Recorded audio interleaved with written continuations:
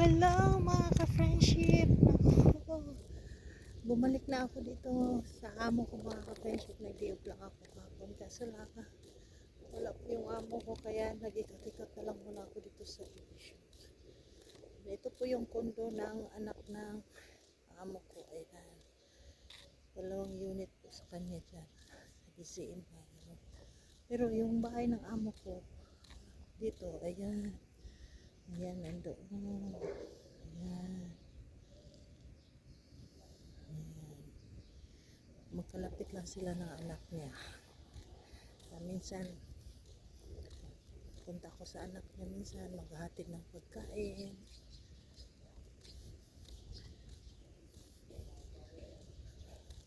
Ito lang ang buhay ko mga ka-friendship. Enjoy lang.